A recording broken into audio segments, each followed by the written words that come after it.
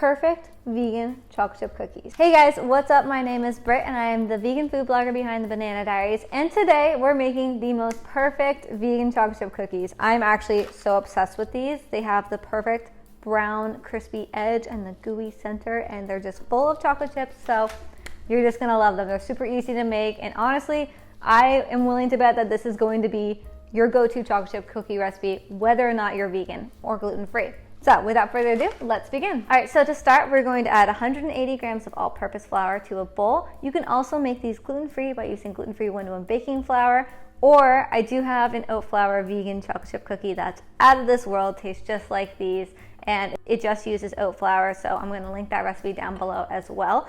Then you're also gonna add in some baking powder, baking soda, and a little bit of salt if you're using unsalted vegan butter. I am today, but you can also use the salted Miyoko's vegan butter, and it's really, really good. So we're just gonna give this a nice whisk. And this just helps to also declump the all-purpose flour to make sure that there are no clumps of flour in your cookies, and it also helps to aerate the flour a little bit. You could also sift the flour and it'll give you the same result. All right, so we're gonna set this guy aside, and we're going to take our big bowl. We're gonna add in half a cup of room temperature vegan butter. So I've just allowed this to sit for about 2 hours at room temperature just to soften up. Room temperature butter is typically between 67 and like 69 degrees Fahrenheit. It's not truly 72 degrees Fahrenheit. So you should still feel a little bit of coolness when you press the butter, and it still will be easily indentable. So we're gonna add this to the bowl. I also have granulated sugar and brown sugar. You can also just use 100% coconut sugar for both of these and keep these cookies refined sugar free, but I'm using both brown sugar and granulated sugar. I'm using Florida Crystals granulated sugar here because that's 100% vegan, so make sure that you're using vegan granulated sugar. And we're just going to cream together the sugar and the butter until nice and fluffy. What we're trying to do here is emulsify the sugar into the butter, and that will make the cookies nice and fluffy too when we bake them.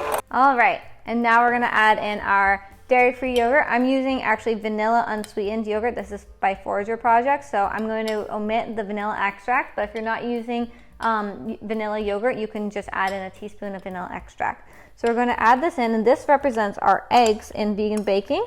The yogurt acts very similar to eggs in this vegan chocolate chip cookie recipe. So we're just going to add this in, and this is also room temperature. You don't want to add in super cold yogurt to your room temperature butter, or else it starts to clump up and then it's not fun. So now we're going to mix again.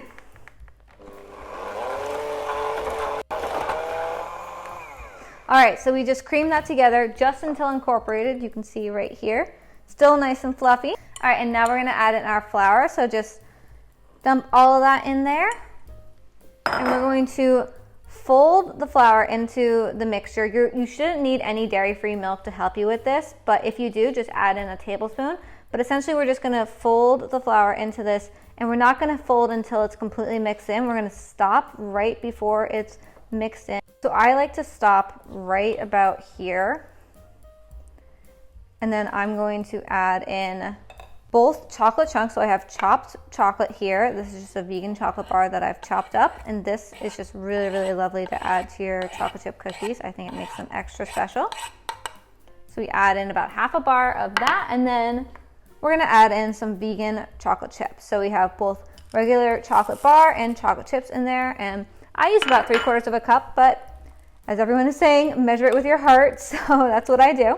And we're just going to fold the chocolate chips into the dough, and this will help further incorporate the flour. And really, by doing this, you're just making sure that you're not over mixing the flour and activating the gluten too much.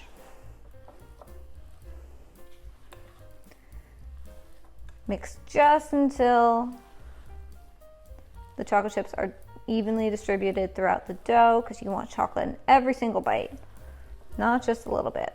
You want a lot. All right, that looks like a fabulous cookie dough.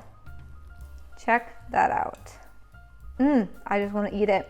But the oat flour one, you actually could. All right, I'm gonna just pop this into the fridge to chill for about 30 minutes. For the gluten-free one, you're gonna need a little bit longer to chill. You can also chill it in the freezer too if you are short on time and you need to speed it up. And while the dough is chilling, we're gonna preheat the oven to 350 degrees Fahrenheit and line our baking sheets with parchment paper. I'll be right back. So our cookie dough is all chilled, And now we have 2 baking sheets lined with parchment paper and a medium cookie scoop. You can also use a large cookie scoop or a small cookie scoop, or if you don't have a cookie scoop with the little release trigger thing, you can use a tablespoon or just a regular spoon. This is about a tablespoon and a half worth of cookie dough that we're gonna scoop onto the cookie sheets. Keep that in mind if you're not using a cookie scoop.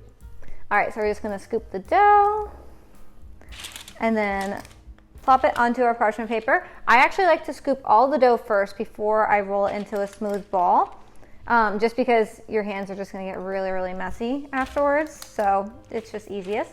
And I aim for about 6 cookies on my medium cookie sheet. In this recipe, we'll make about 15 of these medium-sized cookies. But if you're using a smaller scoop, like just doing a tablespoon of cookie dough per cookie, you'll get more like 18. So now we're just going to take these, and I've taken my rings off for this part. So you're just gonna roll them between your palms like this. And then I try to find the side with the most cookie, or the most chocolate on top. And I put that as like the top part because I think that looks prettiest. And this also just makes sure that they kind of spread in a really nice and round way. I'm gonna go pop these into the oven, and I'll see you in about 12 minutes for me, but in the next slide for you. So be right back.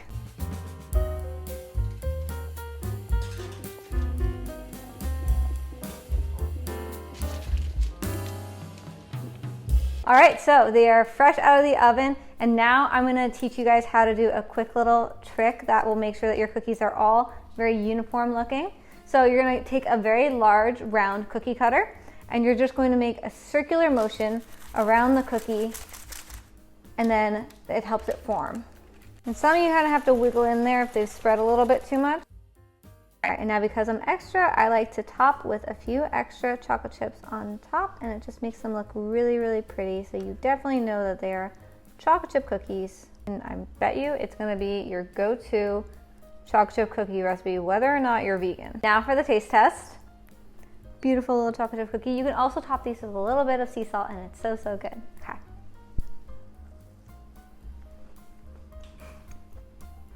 These are really, really good.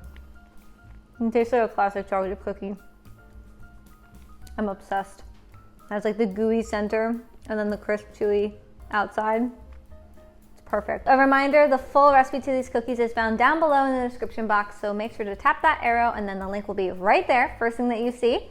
And if you try these, be sure to leave a rating on the blog and leave a comment down below about how they went for you and what kind of variations you took. You're just gonna absolutely love them. They're so wonderful. They're perfect with a glass of oat milk or soy milk or almond milk.